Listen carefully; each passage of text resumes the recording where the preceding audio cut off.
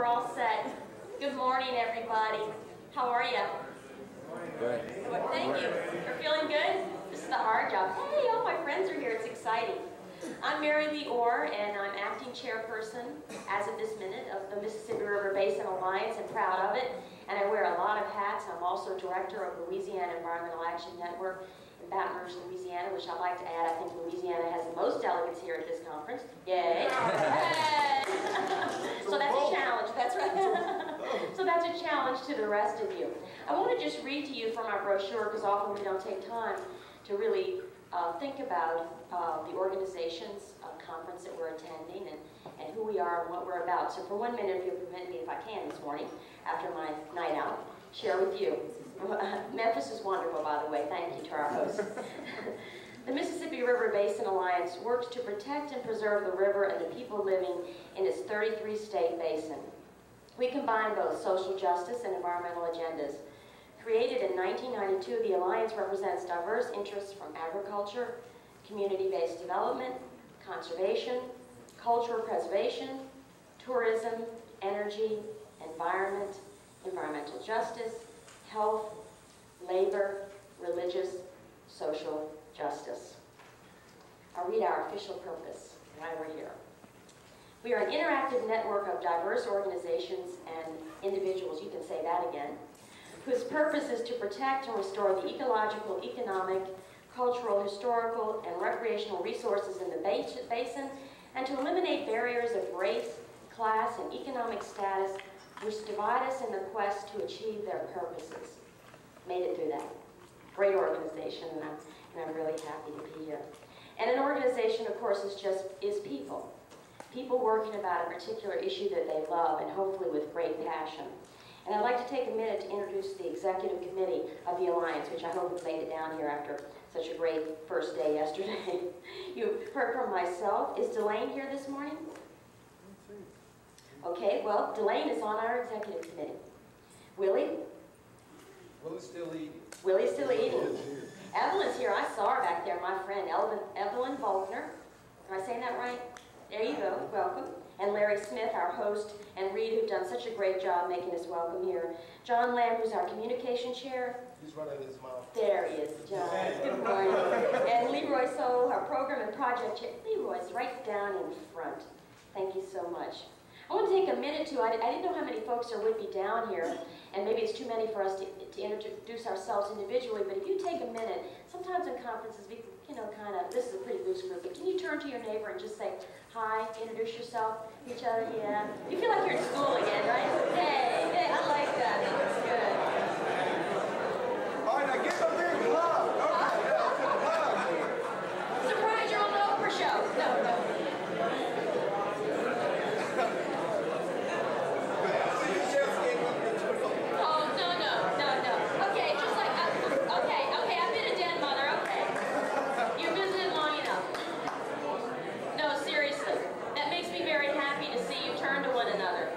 But now we have to stop. Oh, I didn't know what I started this early in the morning. John Lamb. See, I know some of these folks. Okay, ladies and gentlemen, back again. Thanks. You see what a lively bunch we are this morning. That makes me happy. That's not a problem. So, after that little introduction to one another, I hope we're going to promise ourselves that we're going to meet someone from another part of the basin. Because when we got together in 1992, we came together the upper, the middle, and the lower basin, and it was incredible. We got in small groups, and we tried to identify what were the 3 largest issues and challenges that face the river today. And I learned more about locks and dams than I ever thought I wanted to know, and about contaminated sediment that I probably didn't know a whole lot about, and maybe don't know now, but I know that my upper basin folks know a whole lot. And the lower basin folks, middle basin, other folks talked about pesticides and toxics and environmental justice and alternate economic development. And we educated one another and we became a community, and that was exciting. You thought that I was going to be speaking to you, but you see, I'm making you help me because it's early. How many of us have read Huckleberry Finn? Everybody? They made us, didn't they? But how many of us haven't thought about going down that river? And how many of us don't hear music? This morning when I came down here, because I really didn't have a whole lot of time to think about this because I've been having a good time, I was hearing music. I was hearing Old Man River. I was hearing Old Man River. And then I was hearing Tina Turner and Rolling on the River. So I was rolling on the river on down here. Because I think the river is a living thing. And it speaks to us. And it has a personality and a voice. And it's water. And it means life. And we've been baptized by the river, some of us. And we get food from it. And we drink from it. We are part of it, and it is a part of us. Well, guess what? We're not doing too well. We're sick. This majestic, mighty, magnificent river is in great danger, and that's why we're here today. The American River for the American River Organization, I need to get that straight, particularly since Susie's from American Rivers. We stole her away. Has named the Mississippi River one of the 10 most endangered rivers. And now we face the challenge, after the first 100 days of Congress, to know that a lot of the laws and legislation that we have fought for is being literally rolled back. And it's being rolled back on Old Man River. And our water is in great danger. So that means that we're in great danger. 2.5 years ago, I talked about the river being a reflection of us and a mirror of what was happening to us. It needs help, and we need to protect it. And if you'll bear with me one more time, close your eyes for 1 minute and think of the river. Where is it, Bill? Yeah, need your help again. Where's the river from here? I asked that 2.5 years ago. Okay, it's out there, and I hope everybody saw it. Right there. It's everywhere. It's the people, right? We're here. Okay, for 1 minute, close our eyes and conjure up the river. And I told you I heard music, and I heard it talking to us 2.5 years ago. And I said it was whispering to us that it's our help. It needed the people to help protect it. Well, right now, I think its voice is getting louder and louder. And it's crying to you that we're one river, we're one people, we're one system. Protect the river. That's what we're here for today. So I welcome you.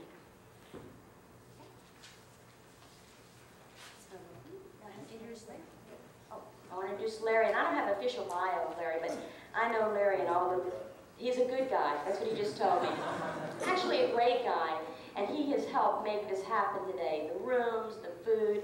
He's been sweating bullets when we went to Mud Island. I said, how you doing? He said, oh, I'm doing okay. But he's done a great job, and he's a new friend that we've all met along the river, another comrade protecting it. Make welcome, please, Larry.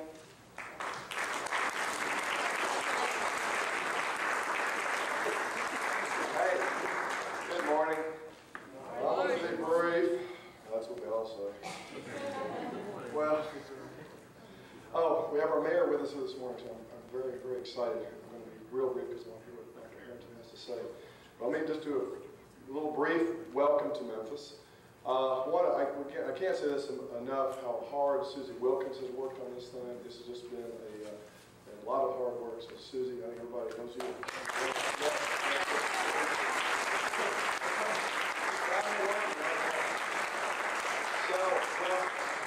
Again, welcome to Memphis. Memphis is the Mississippi River. Here in Memphis, the river is sort of like a family member. Sometimes you tend to forget about them. But they're always there, and very much like a family member. It's a living, breathing, very much a live creature. I've grown up in this town, been here all my life. Played in that river, drank the water, been in the swamps, been in all the tributaries that come through that thing. It's part of my blood. My feet are even webbed. I'm not going to take off my shoes to prove that. But I'm a swamper. I'm here. This is where my roots go deep into this town. And I'm very proud to be from Memphis. I'm very proud to be from this land. And it's very much a changing, dynamic place. There's lots of things going on in the environmental movement, of which this is a very important part. This is a pulling together of social justice movements, the environmental movement, and what better thing to do that than a river, a living, breathing, wonderful creature that's out there. It's just right there. Right there, yeah, there. Thank you. Larry knows it's that way. And it's just right, it's so much a living thing when you look at that moving ocean. Here it's a mile wide, even at low water. That thing's a mile wide. And when you're out on it, and there's nothing like being out on it in a canoe either. Really, it's just the power. It's just like a little leaf. Just floating, there's nothing you can do. Eventually, nothing quick anyway. But well, anyway, I'm Larry Smith. I work for the Mid-South Peace and Justice Center. I'm a lawyer here. Frightening sometimes. I've done that. And I actually passed the bar. So here I am. I'm very fortunate to work for the Peace and Justice Center. I'm afforded the opportunity to work on environmental issues here in Memphis. So I'm very proud and happy to be able to do that too. So with that, I am very, very proud to make this next introduction. We have the mayor of our city of Memphis here, Dr. W. Harrington, here with us. And I'm very proud to make this introduction of the mayor. Mayor was elected to mayor of the city on October 3rd, 1991.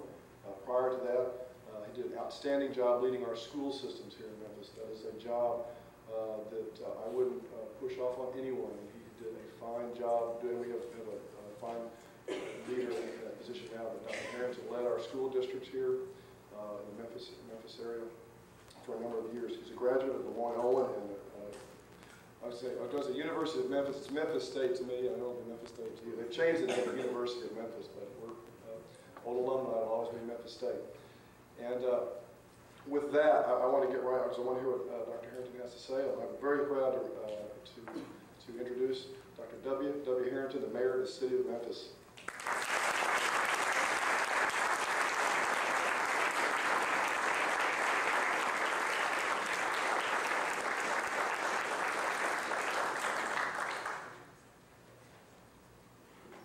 Let me first of all say good morning. I thought I knew where the Mississippi River was located until I saw you people pointing all around. It's a delightful pleasure for me to be here this morning, not only to greet you on behalf of all of the citizens of Memphis and the citizens of Shelby County, but I'm delighted to be here this morning because, quite frankly, I did not know such a coalition of people existed with the major purpose and mission of preserving the mighty river. And I read of your mission and your purpose and your organization, and it delighted me to have the opportunity to come this morning as the mayor of a major river city, and that is Memphis, Tennessee. So I welcome you to Memphis. I'm delighted that you're here. And moreover, I am extremely pleased to know that there are perhaps thousands of citizens who have a deep appreciation for the river and for what it means to this great nation of ours and all of the cities that are fortunate to have the river as one of its most important assets. When you look at the history of our city, Memphis, which is located on the bluff on the mighty Mississippi, Memphis' early origins was a center of commerce along its river. Memphis is truly a river city town. I had a very distinguished mayor, and I'll tell you who he is, of Atlanta. Atlanta, a great city in the southern United States. He said to me, he said, Willie, you know, Atlanta has made tremendous progress. He said, but you have something in your city that we do not have, but you all don't know what to do with it. So I was wondering, I said, well, what is it that Memphis has that Atlanta would love to have? And he said to me, the river. The river. I have been mayor, as Larry has pointed out, for 3 years. Really, this is my first term. And as I began to put together a vision for our city as we rapidly approach the 21st century, I had to inescapably come to the conclusion that the downtown redevelopment, a renaissance of downtown, centered with the river, had to be the keystone to downtown redevelopment of Memphis, the river. We are focusing on many restoration efforts here in Memphis, the cobblestones, which is a deep part of the history of this river city town. Ms. Zora, has been seriously damaged and neglected. We plan to restore those cobblestones. I will say to you that in all of our redevelopment efforts, we will do nothing, not one single thing, that would hamper the preservation of the river. Let me just share with you some excerpts of a testimony that we presented to the chairman of the subcommittee on energy and water as we seek funding to help us to preserve our river and to use our river as a source of economic development. And I've noticed here that your alliance addresses a wide range of issues, and one is economic development. We see the Mississippi River as a strategic source of economic development here in Memphis. It's a center of commerce, recreation, education. And I must say to you that as the mayor of our great city, I do understand the importance of fighting against any sources that would lead to any more deterioration of the river, whether it's toxic waste or any kinds of environmental detriments to our river. I'm pleased to say, too, that Memphis has enjoyed an excellent relationship with the Corps of Engineers. I would hope, and I assume that we have guests here from all of the major river cities, and I don't know your relationships with the Corps of Engineers, but in Memphis, we've had an excellent working relationship. We've had initiatives dealing with the river. The Corps of Engineers has always been a very good partner. It is my goal to make the Mississippi River a major attraction again. As part of our effort to achieve that goal, we appointed a riverfront development task force. And we have prepared a plan for the Memphis riverfront. In addition to utilizing our river as a transportation link, we plan to establish museums, parks, and improve both the access and bank stabilization along the Mississippi River. Our first priority in this effort is to continue our work on bank stabilization with the Corps of Engineers along Tom Lee Park. And I hope you'll get a chance to visit Tom Lee Park. I think you're going to be here for several days. Tonight, with all of the music on Tom Lee Park, you would think that it's going to cause the river to overflow, but the mighty Mississippi River is powerful to be able to handle that. We will have a lot of excitement for out-of-town visitors on Tom Lee Park, which is right on the banks of the river. Phase 2 of our work is the bank stabilization and historic cobblestones of Cotton Row. And this is a nationally significant historic milestone, a landmark here in the river, and will be a centerpiece of our redevelopment riverfront. In addition to that, we will be putting retaining walls to secure the edge of the river, dredging the river bottom adjacent to the retaining wall to ensure the clearance for our riverboats, adjustable ramp structures to provide access, foundation stability. And we're seeking funds for museums, for housing, for small retail outlets on the river. But I can assure you that we will do nothing to destroy the character of the river, and we will not participate in any environmental damage to the river. I hope that while you are here in Memphis, that you will get a chance to see a lot of the great amenities of our city, and Memphis is truly a very charming southern city. I say that as Larry and I both have spent many years here. I was born here, Larry, and have played on this river. I've also been in boats. have not been able to swim in the river yet. Don't look forward to that. But I've also always admired the charm and the power, majestic, mighty Mississippi River, and consider it a very rich part of the fabric and the characteristic of our city. And I hope that in the future, that Memphians, Tennesseans, and people all around the world will see the beauty of that river and will do all that they can to preserve it and to use it as a natural economic development engine. That's what we plan to do here in the great river city of Memphis.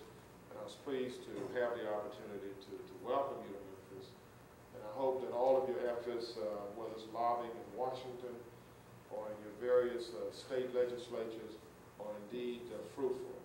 Because God has given us a mighty river, and I think we have the responsibility to protect it, to preserve it. And we certainly want to do that in Memphis. Thank you very much.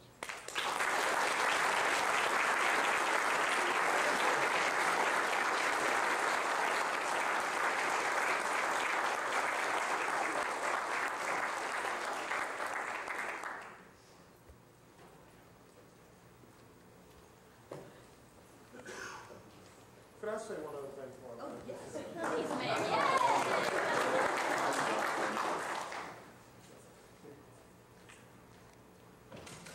You know, as a citizen of Memphis, as a mayor, let me just commend the Mid-South Peace and Justice Center.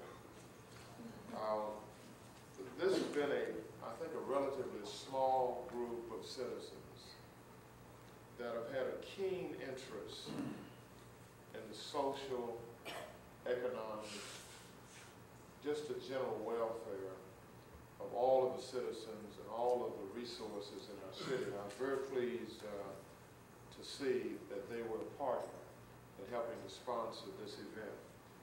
I would also like to say this, and perhaps those of you who do not live in Memphis would not really understand why I would say this.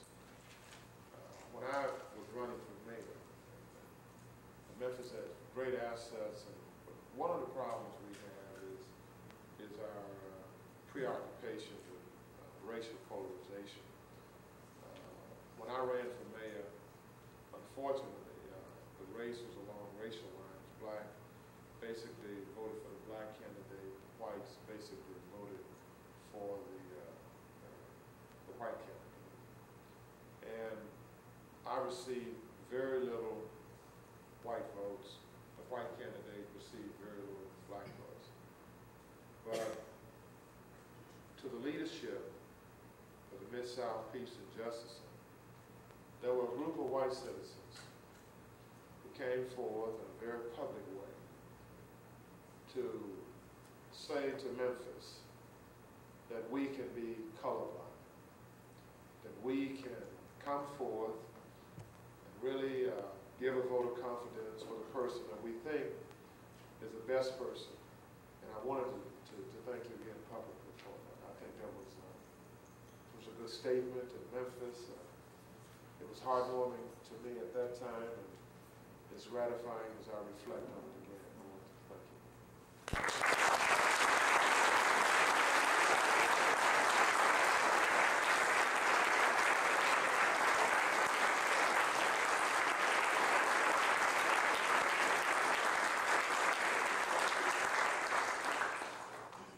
Wasn't that wonderful? Yes. Now I know why we're in Memphis. What a great mayor you have here. Thank you so much. Now we're going to get on to our panel. I'm going to have to steal over here, though. Excuse me 1 minute. Okay, you're all set? Okay, they look bright-eyed and bushy-tailed this morning, all ready to go. Everybody's here. We're worried about her. She looks beautiful. Okay, we're going to start out. She was here just hiding in the back. I'll tell you about it later. Okay, she'll tell me about it later. First, we're going to hear from Dave Davis, the Office of Wetlands, Oceans, and Watersheds. He's with the Environmental Protection Agency. He's been Deputy Director since April 1991, when the office was established. Prior to that, he was Director of the Office of Wetlands Protection, which was consolidated into the new office. He began his career at EPA in 1974 and has held positions at all levels of management. Dave holds a BS and MS degree in microbiology and biochemistry from the University of Illinois and an MBA from the Harvard Business School. He served as an Air Force officer, attaining the rank of captain, and I believe you're a Vietnam veteran, and you're going to share with us about the wetlands today. We welcome you. Please give him a warm welcome.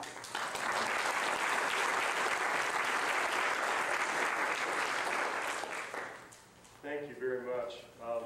I wasn't out enjoying the streets last night like some of you, but I will understand if you sort of doze off a little bit. I got here too late to do that. As I was sitting here listening to the mayor talk, I was struck by a couple of things. One, the composition of the audience. I speak at a lot of gatherings that involve environmental issues.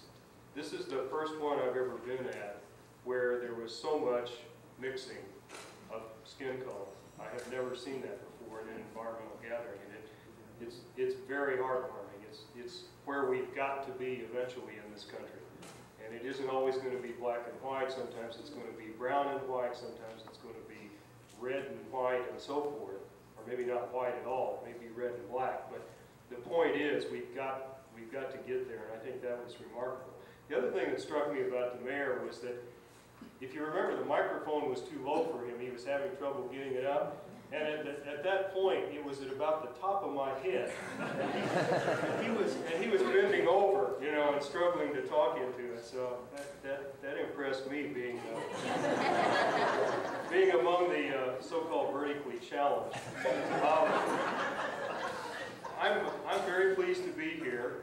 One thing that wasn't mentioned in the introduction is that I too grew up in the Mississippi Basin, about 200 miles north of here, in a tiny little town in southern Illinois, which is almost equidistant between the Ohio and the Mississippi, but yet the drainage that I actually grew up in was Mississippi. It was the Big Muddy River, for any of those that know that area.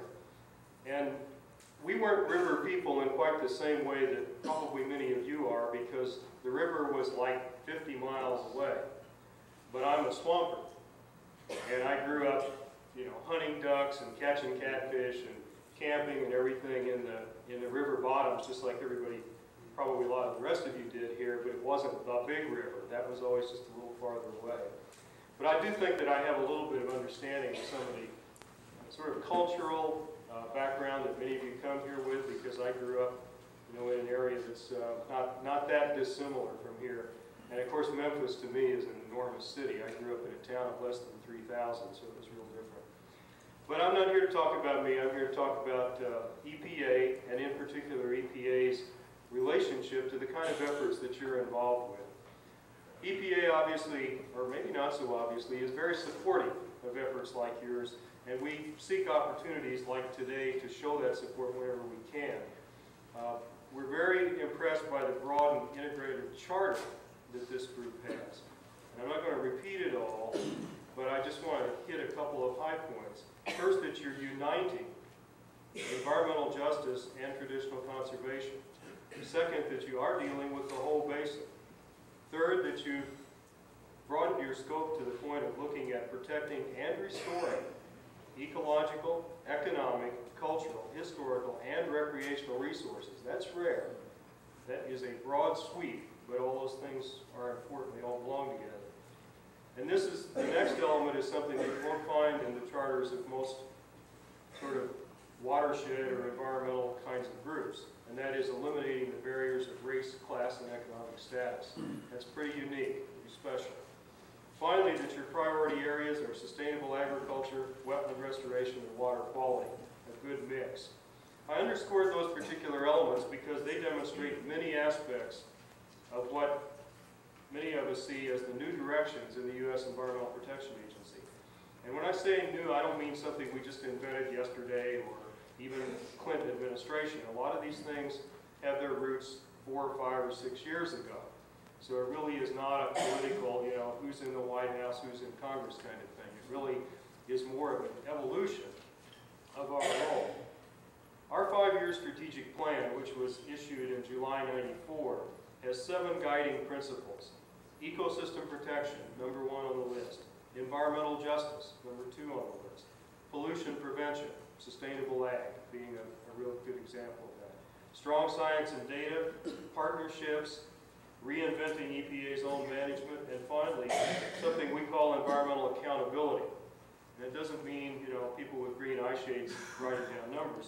What it really means is that everyone in society is accountable for protecting and enhancing the environment. It's not just the job of government. It's not just the job of environmental professionals. It's the job of absolutely everybody.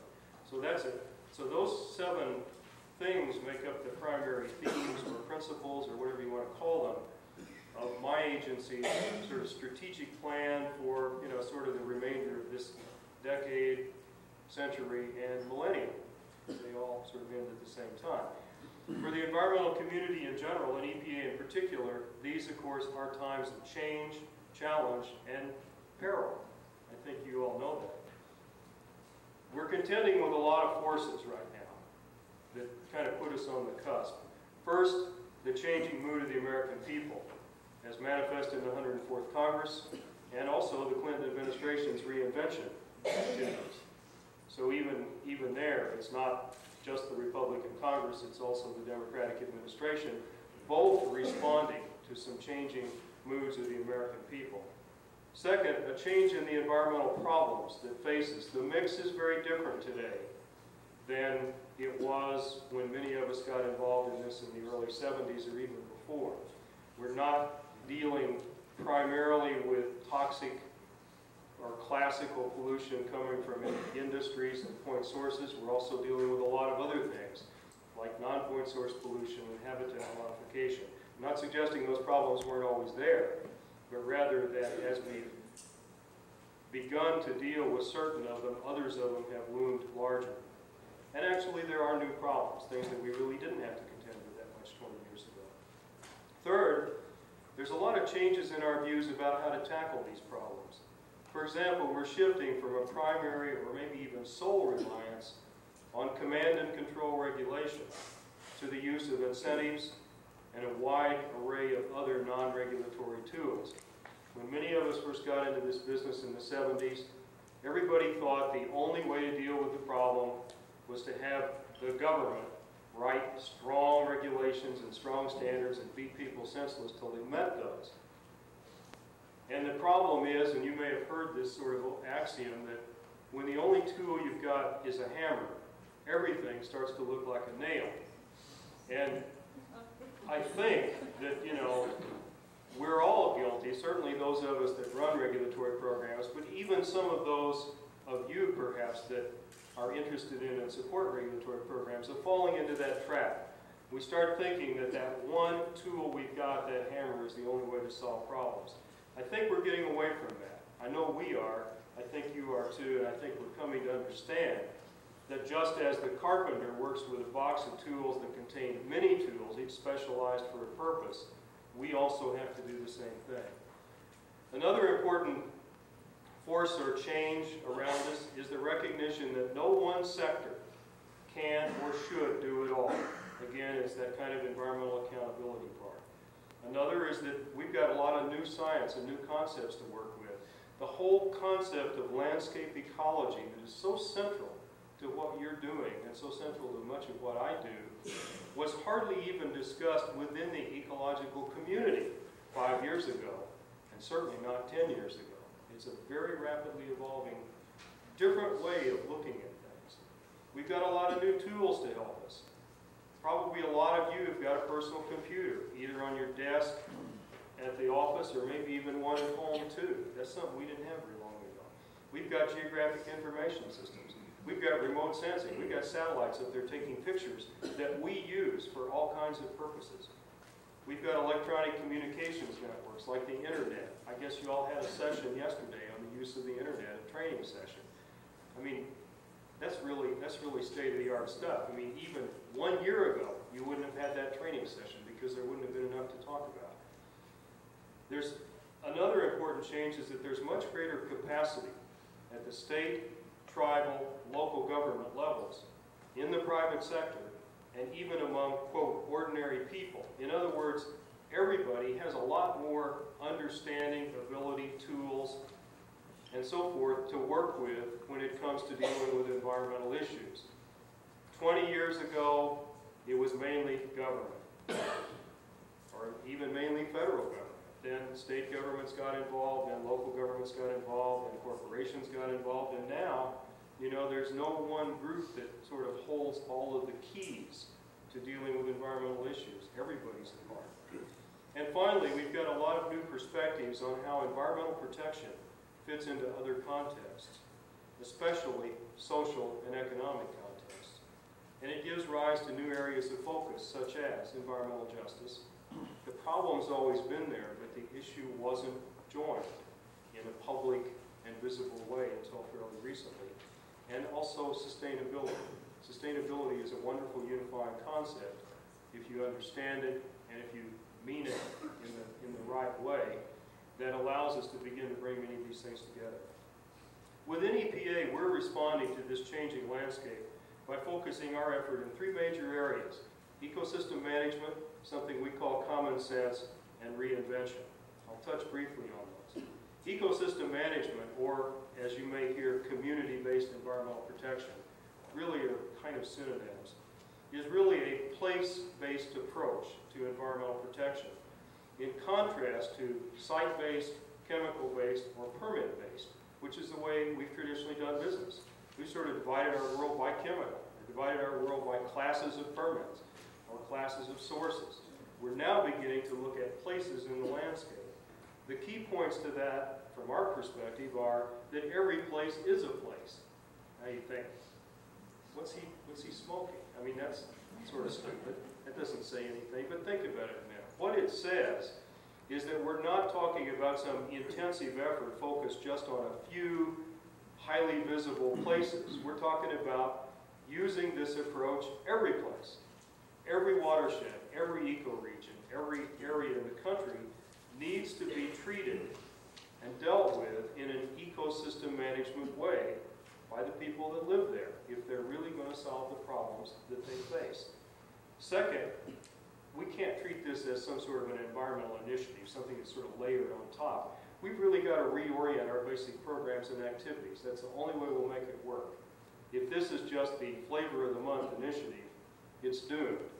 If, by contrast, we reorient ourselves so that place-based management is what we're all about, we will succeed. And I think we're already succeeding. And I say we in the broad sense, not just my agency. EPA's role is primarily to facilitate and empower, including the development of tools. Our role is not to get out there and do place-based management. Our role is to help you do it, give you the tools that you need, empower you whenever we can by changing some of our rules and regulations, and frankly, getting the hell out of the way. Because one of the biggest problems is that the federal government sometimes is in the way. Now, within the water program, where I work, the primary manifestation of this place-based approach is watershed protection. That's really, when we think of place-based, we think of watershed. The second major thrust, which I mentioned, was the so-called common sense approach, which really is a comprehensive approach to preventing and reducing pollution on an industry-by-industry basis. It's different in that it's not piecemeal. We're trying to look at the whole facility, the whole industry, and their overall impact on the environment. We're trying to focus on improving the ways we do business in regulation writing, in permitting, in pollution prevention, reporting, compliance, all of the pieces that go together. We're trying to start looking at it in a more integrated way across, say, the iron and steel industry, or the pulp and paper industry, or the chemical industry, rather than just focusing in on that one discharge pipe and that one chemical. And finally, the goal here is cleaner, cheaper, smarter. That's really what we're trying to do with the common sense approach. The third major area was reinvention. And I'm really not going to talk about that because it's very widely reported. There's a lot of, you read a lot about government reinvention. It subsumes, really, the first two things I mentioned, ecosystem protection and common sense. Those are both aspects of reinvention. It also has some administrative stuff, like changing organization structures and things like that, that frankly is more important to me than it is to you because it tends to be internal. My particular office is spearheading the water program's efforts in watershed management and in broader ecosystem management. Our efforts involve about 5 things: advocating and promoting the approach, what I'm doing today, redirecting our own programs. And our programs include wetlands, the National Estuary Program, Clean Lakes Program, non-point source, monitoring, data management, the maximum daily load computation process, and a bunch of other things. We're trying to change those so they better support and work with watershed management. Helping states and tribes to build infrastructure. We want to franchise this whole idea. We want the states and the tribal governments, which I hope most of you understand are not subordinate to states, to have their own abilities to foster, support, and encourage watershed management rather than having it come from the federal government. We're also developing tools of broad utility that we hope everybody can use. We're supporting a limited number of specific projects. I mean, we are actually out there on the landscape in some cases with EPA people sitting on a particular watershed council or involved in specific work. But we can't do that very many places, and we shouldn't do that very many places. Our role is really to help you do that. And our little sort of rule of thumb that we're operating under right now is called the 80-10-10 rule, which is that 80% of the time, EPA probably ought to have no greater role than empower and support. 10% of the time, we perhaps ought to have a more direct support role. Perhaps that could be funding or technical assistance. And another 10% of the time, maybe we're actually in there working on the ground, but only 10%. But the important point there is that the 80 means that we are mainly here to support you, not to do it. Our vision for the longer run is to see this kind of a place-based approach employed everywhere in the United States. Not all on the same scale. They may overlap as yours do. They're sort of hierarchical scales. Watersheds within watersheds within watersheds. Not all the same in terms of the players. It will vary depending on where you are. Not always the same in terms of the approach. That will vary too. But there should be a few common elements. One, there should be broad stakeholder involvement. It will not work, folks, if you don't have everybody at the table. We've had enough experience. We're involved in about 130 watershed-type projects around the country.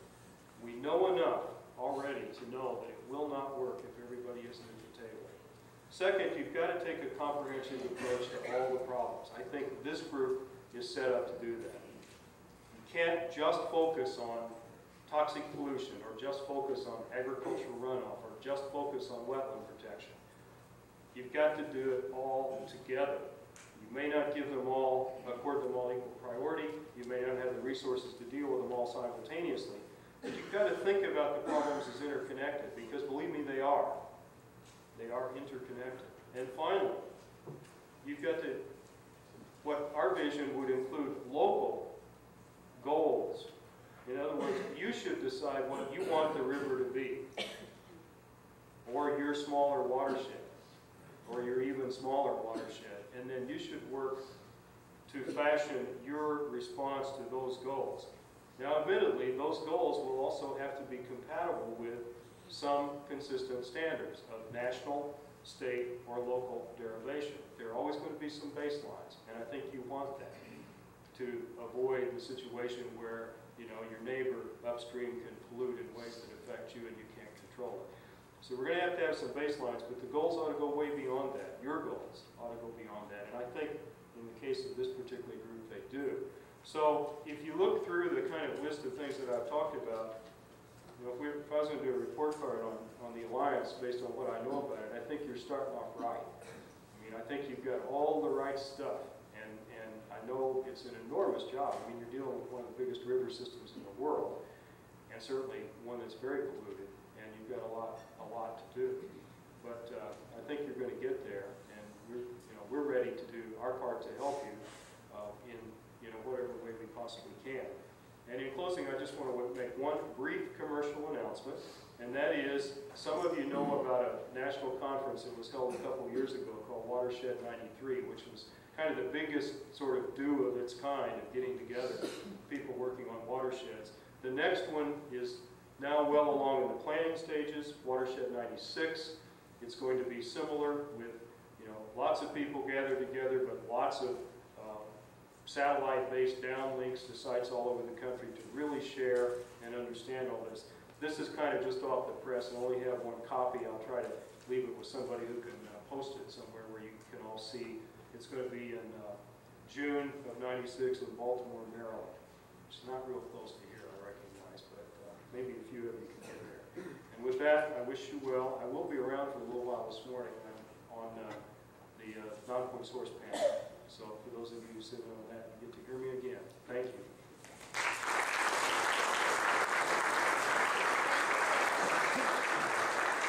Thank you, Mr. Davidson.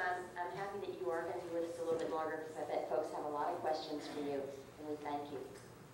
Okay, our next speaker we're so happy to have is Lloyd Wright with Natural Resources Conservation Service from Washington, D.C. And I'm going to try to do justice and say a few words about you, Mr. Wright.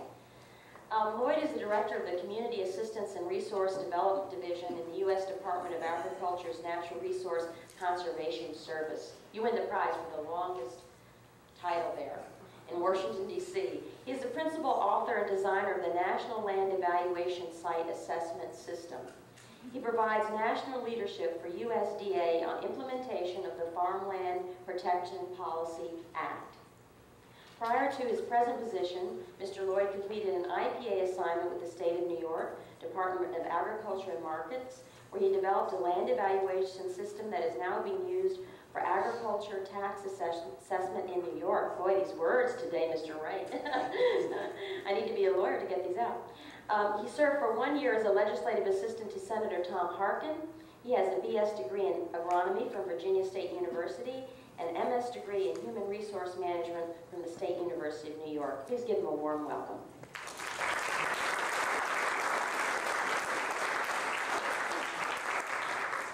Thank you. And thank you for inviting the Natural Resource Conservation Service and me here to be with you today to make a few comments. I did not include all of my jobs. It would have been longer, and you would have gotten an impression that I've had a problem holding the job I had. I barely got to that. I think you didn't add anything more. Some of the others on there.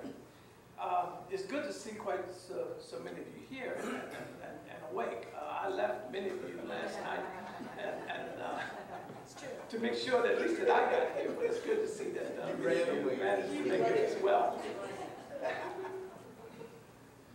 And like most of you who've been up here so far, you've been able to brag about being products of the river, at least of the basin. I'm not. I was born on another river that probably didn't align much like this one. I was born on the Potomac River down near the mouth of the Chesapeake Bay. And probably like the Mississippi River, it suffered in that, as I remember growing up, the availability of fish, oysters, crabs, and whatever, 25, 30 years later, we just don't have that in the river basin. And I think the same kind of things that need to occur and will occur here, hopefully with your lives, we'll get some of those kinds of things done along the Potomac River as well. Excuse me, and the Chesapeake Bay. The Natural Resource Conservation Service, formerly the Soil Conservation Service, for those of you who have been around, the name Natural Resource Conservation Service is new, started last October. But with the name change, actually, we are changing agency as well. And we have been in the process of change, much like EPA, over the last 7, 8, 9 years, actually. But we had started a reinvention process that was really completed prior to the election. So our change in direction is not in response to the last November election. It's a process that was ongoing and really was complete by that time. The agency is going to be somewhat different than what the Soil Conservation Service was at one time. We're going to keep many of those things, and I'll talk about a few of the things that we're going to continue to do and a few of the things that we're going to do in a different way. For those of you who've been around and who's familiar with the Soil Conservation Service, some of you probably associate the Soil Conservation Service with some of the dams, dike, and channelization, dredging, etc., that may have gone on in the last 30 years or so. And that was done like many agencies, providing services consistent with what the local people wanted and needed at the time. And I think, like all other agencies, we are finding that maybe we didn't give adequate consideration to all of the needs of the waterways as we were carrying out our programs. And I think we're all in the process of changing and trying to be more responsive to the needs of the waterways.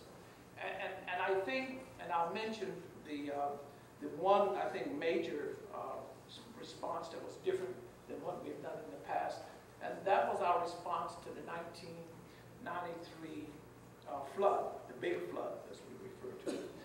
I did not include on my resume, but for a while I was the director of the Watershed Division in the Natural Resource Conservation Service, and I was the director during the time that we prepared our response. And for the first time, we included wetland reserve as an alternative to replacing all of the dikes and dams and et cetera in the Mississippi Basin. And a number of landowners selected that as an alternative and put their lands in the reserve. That was difficult for a number of people. We had never tried that before. Most of us thought that the only thing that we could do was to replace those dams, and et cetera, and put them back in the condition that they were prior to the storm. And some of them were not in good condition to begin with.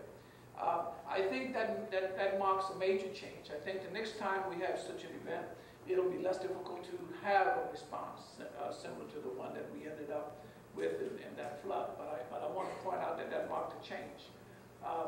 The Wetland Reserve is a good program, and we will expand that program, and it will probably be in all 50 states this year. And we'll start to recover some of the wetlands that we maybe drained, I'm not sure.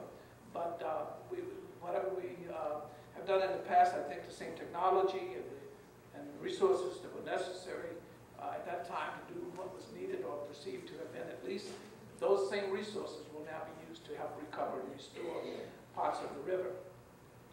Let me talk about a few other things just in the water area. And I found that an expert walked in that know a lot more about wetlands and water than myself, and Pete Hurd is joining you, who's working in the basin on wetlands and watersheds. But let me go through a few of the items that we're going to be doing probably different. There's been some legislation introduced for a waterway restoration program. And we are in the process of changing what we call PL 566, which is our watershed, small watershed program, to look more at restoration of waterways as compared to some of the traditional things we've done in the past. I don't know where that legislation is, but it had 50 or so sponsors when it was introduced a couple months ago in the House. And I understand Senator Hatfield will introduce in the Senate, and I'm not sure where it's going, but I think that's going to be different from what we've done in the past with watersheds. We're already trying to do more land treatment and water quality in our watershed project as compared to what we've done traditionally. We have the River Basin Program where we've tried to do studies to identify floodplains and areas that hazardous areas, and try to come up with land use plans that are consistent with the limitations in the river rather than always putting in structural measures.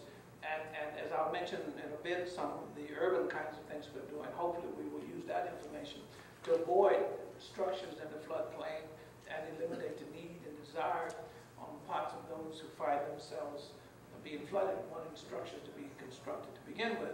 So we want to do more of a preventive type thing. So I think there are a number of things in the watershed area that will be different. It will not be the same old program that some of you are familiar with. We will continue to do some of the things we've done in the past related to conservation, erosion control, compliance, and et cetera. As you're aware that in 1985 we started a process of developing conservation plans on all of the farms, at least those that where the farmers participated in USDA programs, benefits such as commodity programs or loans and et cetera. And we've tried to develop plans on those farms that would help them get the erosion rates down to acceptable levels. We will continue to implement that program. That along with a swamp buster, which is difficult at times, as you're probably aware that a lot of discussion is going on wetlands. And I think most of us know what a wetland is, but we get confused often when folk want to change them at times for whatever purposes. But to the extent that we can, we're going to continue to implement and Swamp Buster as well. We're aware that we need to do a little bit more with water quality. We're aware that in implementing the conservation provisions, both Swamp Buster and the compliance provisions, we didn't always pay enough attention to the water quality aspects, and I suspect in the next round we will do a better job. We are aware of the need for that, and we will respond to that. Let me quickly mention two other areas, and then because of time, I think I will not go into any great detail on either. A couple areas that we want to expand in. One is in our urban community assistance, and I didn't include in my resume, but I have responsibility for the urban community assistance program in the agency. We're trying to redesign that program toward a prevention avoidance type program. We are aware that we cannot achieve all of the things that we would like to achieve in terms of soil erosion, water quality objectives if we limit our services just to the farms, and that much of the pollutants that normally are associated with farms actually are coming from urban areas.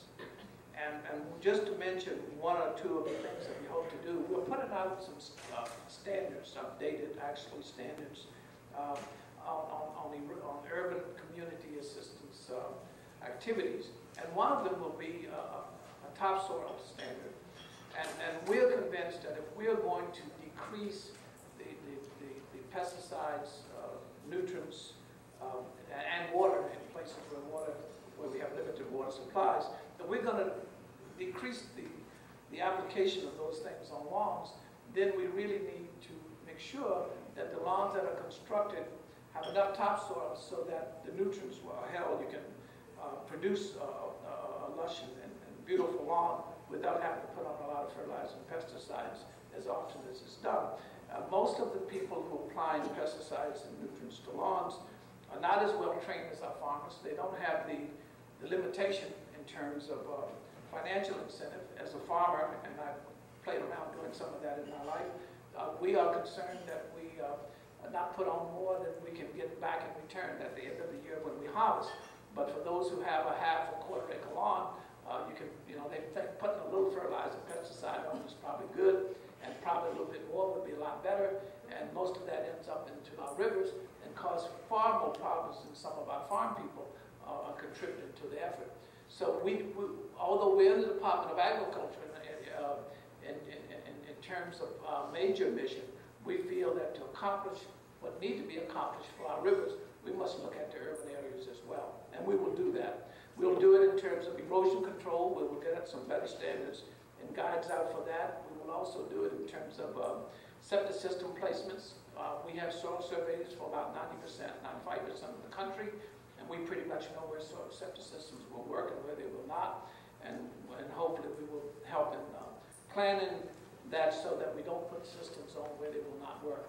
So we are expanding that, and we will work with water quality and other kinds of things with urban, as well as with placement of homes on unstable soils and in floodplains. We will try to do a better job of avoiding, or at least providing assistance to local officials in that area. And then the last area I'll mention quickly is environmental justice.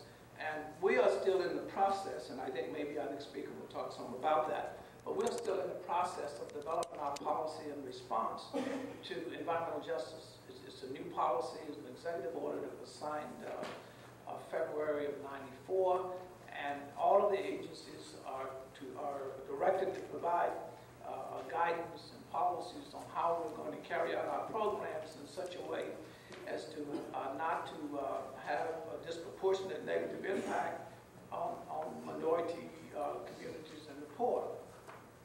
And there are some areas that we need to look at. One is the cost-benefit ratio in terms of projects that we carry out. We normally have to justify projects. And if we were to get into building protection again, flood protection, you would always find that if the homes, $100,000 to $150,000 value on one side of the river and homes of $20,000 or $30,000 value on the other, we will always put the levy or protection in to protect the expensive homes and probably increase damage to those who didn't have much to begin with. The form of direct that we do that. We need another way of dealing with that, and we'll come up with that. We need to look at the impact of pollutants on those who depend on fish from rivers and water bodies where probably the water is not of quality that where those fish should be taken to begin with, but we have a disproportionate impact if we're not careful with our water quality efforts. And another area that we'll probably take a look at, and former Secretary Espy announced a program about 6-7 months ago that he called Water 2000. That program was designed to provide safe drinking water to the last 1.8% of the American population, and that is the remaining homes across this country without adequate clean water supply. And that program got started. I'm not sure where it's going, but we are aware that the last 1.8% will be difficult to achieve, and that they probably have less resources. They're scattered. Many of them are using shallow wells.